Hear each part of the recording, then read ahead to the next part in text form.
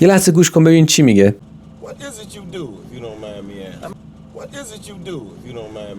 حالا یه لحظه صبر کن قبل از اینکه بقیه‌شو ببینی.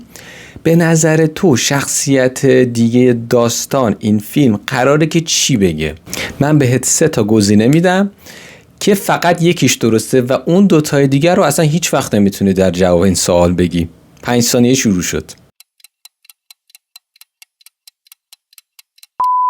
خب ببینیم جواب درست بود. What is it you do, if you don't mind me asking? I'm in real estate. Used to be. What do you mean, used to be? Oh. What is it you do, if you don't mind me asking? I'm in real estate. Used to be.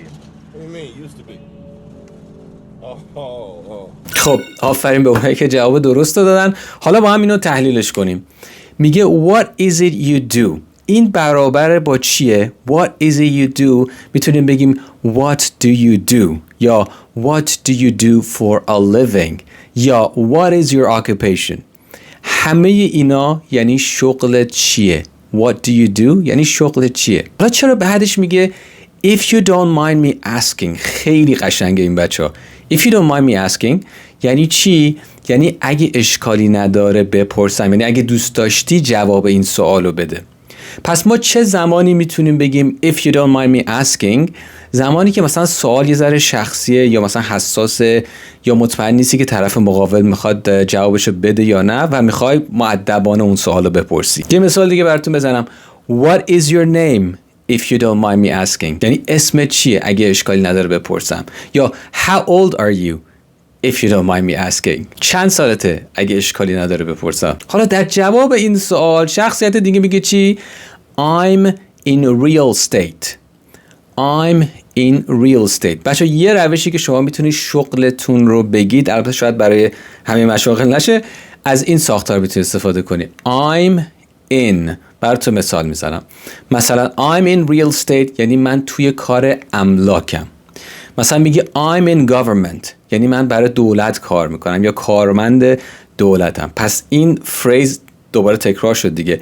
I'm in بعدش government که میشه دولت. یا I'm in marketing. marketing یعنی بازاریابی. من توی کار بازاریابی هستم. بعدش چی میگه؟ used to be. خب اینجا دیش تلفظ نمیشه یعنی سایلنته. used to be. حالا چرا نمیگه I used to be؟ به خاطری که توی مکالمات غیر رسمی و حتی نوشتاری یعنی ایمیل می نویسی وقتی حالت غیر رسمی داره بعضی وقتا میتونی آیش رو حذف کنی.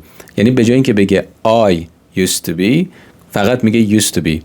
یه مثال براتون بزنم تو ایمیل ها. خیلی وقتا وقتی ما ایمیل میزنیم مثلا میگیم hope you are well. امیدوارم که خوب باشی به جای اینکه بگم I hope you are well. پس این امکانش هست. اینجا میگه used to be. used to be یعنی چی؟ یعنی قبلا بودم ولی الان نیستم. قبلا تو کار املاک بودم ولی الان نیستم. بعدم که میگه what do you mean used to be میگه منظور چیه که قبلا بودم. حالا باز میخواد ازش بیشتر توضیح بده که اینجوری میکنه یعنی دیگه نمیخوام ادامه بدم. What is it you do, if you don't mind me asking? I'm in real estate. Used to be. What do you mean, used to be? Oh. حالا بذار از شما بپرسم. If you don't mind me asking اگه اشکالی نداره بپرسم Did you like the video؟ اگر که ویدیو رو دوست داشتین لطفاً لایکش کنید و با بقیه به اشتراک بذارین که بقیه هم استفاده کنن.